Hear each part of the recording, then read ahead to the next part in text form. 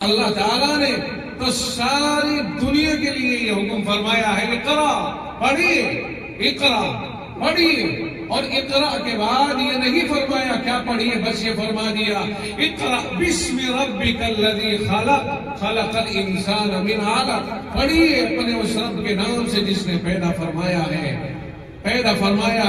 لیکن یہ نہیں فرمایا کہ کیا پڑھیے۔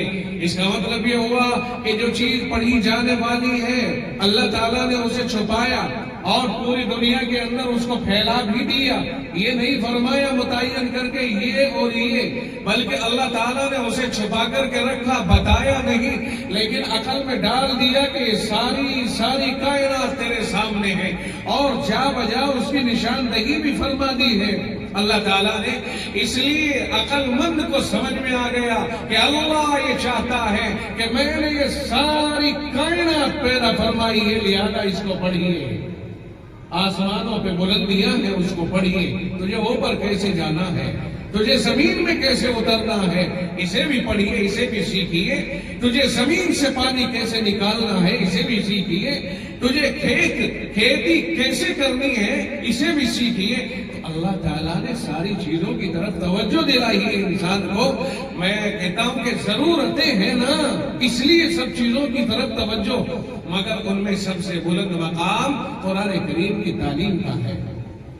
مقام اور مرتبے کے لحاظ سے سب سے بڑا مقام قرآن کریم کی تعلیم کا ہے۔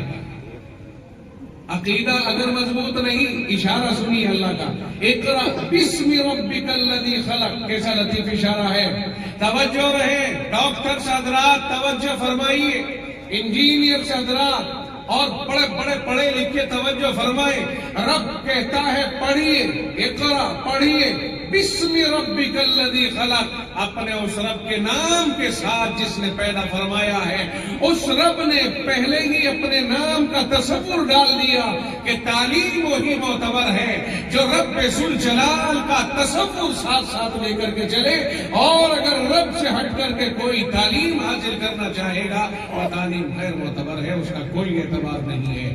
عقیدہ درست کرتے ہوئے پڑھتے چلیے کہ سب چیزیں اللہ نے بنائی ہیں، سب چیزوں پر اللہ کا قبضہ ہے، سب چیزیں اللہ ہی کی ہیں، اور جب اللہ ہی کی ہیں، قرآن کریم نے ایک جگہ اشارہ دیا، یہ فرمایا والخیل والبغال والحمیر، فرمایا یہ گھوڑے، یہ خچر، یہ گدھے، والخیل والبغال والحمیر، یہ سارے گدھے گھوڑے خچر پیدا کیے ہیں، کیوں؟ لترکبوہا وزینہ، تمہارے سوار ہونے کے لیے۔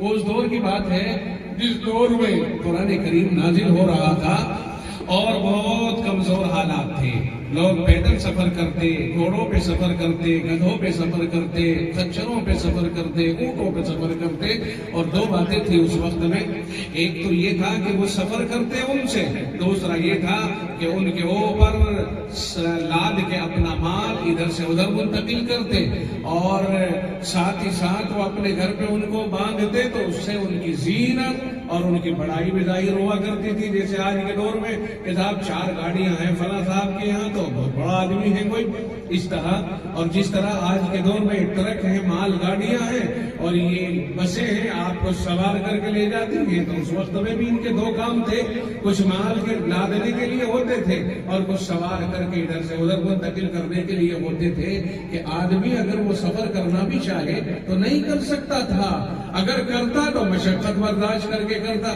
اس لیے اللہ نے اس دور کے اعتبار سے وہ چیزیں ذکر فرما دی۔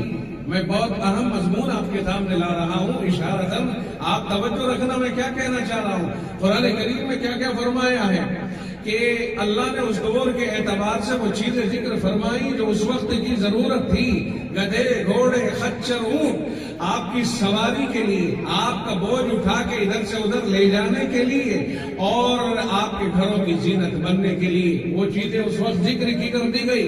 اس کے بعد اللہ نے ایک جملہ ارشاد فرمایا، وَيَخْلُقُ مَا لَا تَعْلَمُونَ، اور اللہ تعالیٰ آئندہ زمانے میں وہ سب چیزیں پیدا کرتا رہے گا جو ابھی تم جانتے نہیں ہو۔ یہ ہے وہ جملہ جو مجھے کہنا تھا اور آپ کو بتانا تھا۔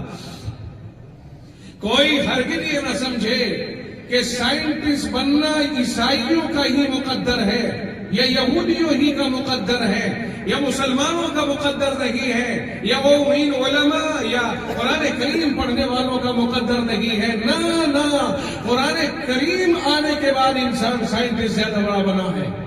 قرآن کریم سے پہلے بھی تھے دنیا میں یہود و نصارہ سب، لیکن قرآن کے آنے کے بعد یہ سارے علوم پیدا ہوئے ہیں، آگے بڑھے ہیں. یہ ایجاد در حقیقت قرآن والوں کی ہے. پھر اس کے بعد قرآن آیا تو اس میں خالی یہ نہیں لا الہ الا اللہ پڑھنے والا ہی فائدہ اٹھائے گا قرآن سے. جو فائدہ اٹھانا چاہے اٹھائے، چاہے وہ کلمہ پڑھتا ہو یا نہ پڑھتا ہو. قرآن کے مضامین تو سب کے لیے عام ہے. جو اس کے مضامین پر ریسرچ کرنا چاہے کر سکتا ہے. اور دنیا والوں نے قرآن کے مضامین کے اوپر ریسرچ کیا اور آگے بڑھتے ہوئے چلے گئے. اور مسلمان ریسرچ کرنے سے پیچھے رہ گئے اور انہیں اتنا موقع نہیں مل پایا، وہ پیچھے رہ گئے اور یہ آگے بڑھ گئے. انہوں نے کہا یہ ہماری ایجادات ہے، در حقیقت ان کی نہیں ہے، یہ قرآن والوں کی ایجادات ہے.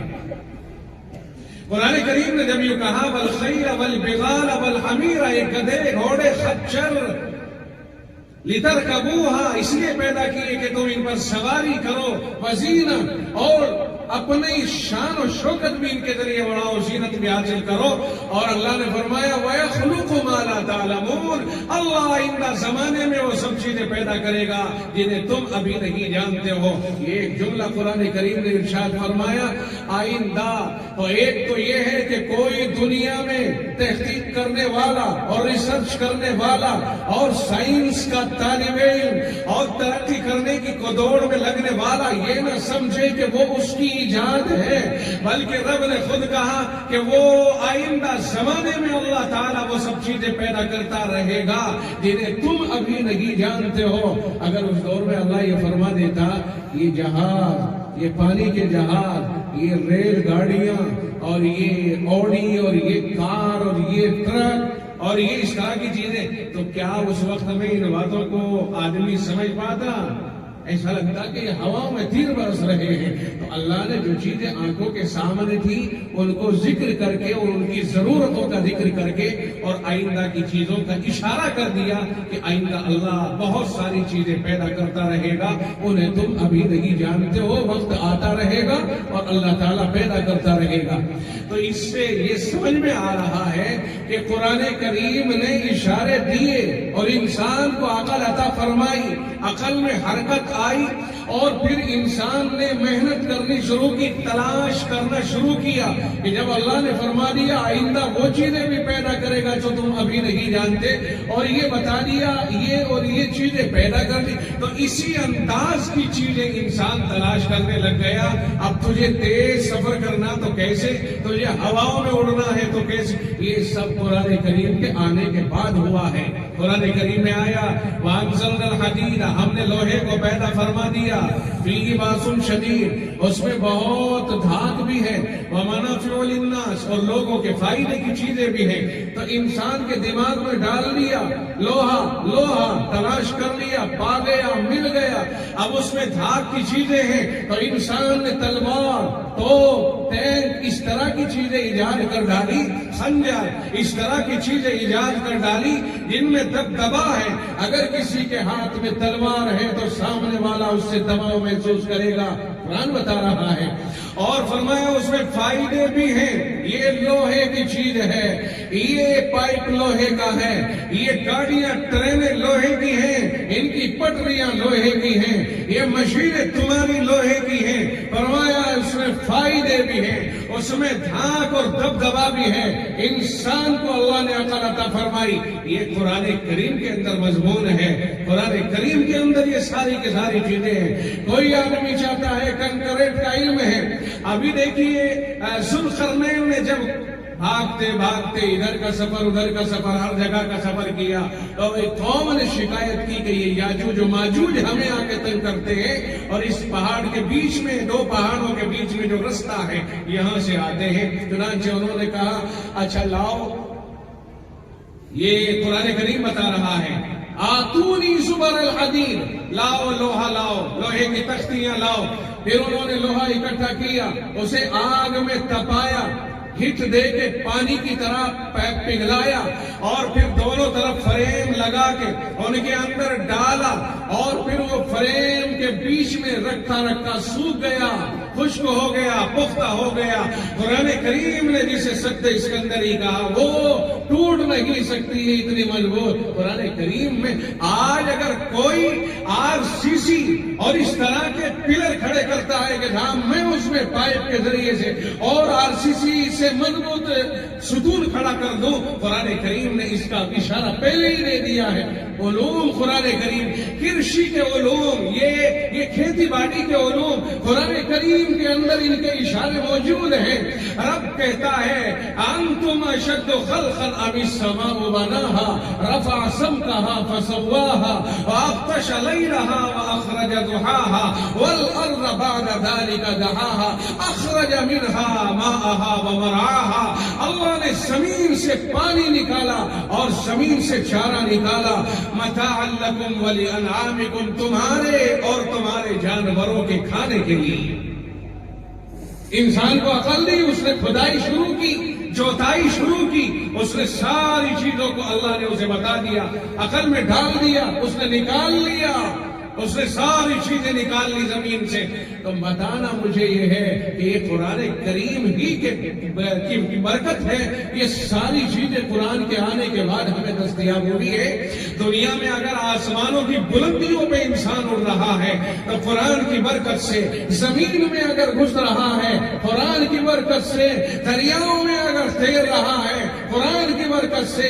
قرآن کریم کے آنے کے بعد تمام ایجادات سامنے آئی، ورنہ قرآن کریم کے آنے سے پہلے تو دنیا میں رستے بھی نہیں بنائے گئے تھے۔ دنیا بہت سادہ تھی، دنیا بہت ہلکے میں زندگی گزار رہی تھی، لیکن اللہ نے قرآن کریم آخری کلام قیامت تک کے لیے بھیج دیا۔ اب انسانوں نے ترقی کی ہے، اب انسان آگے بڑھے ہیں، اب مسلمانوں نے ترقی کی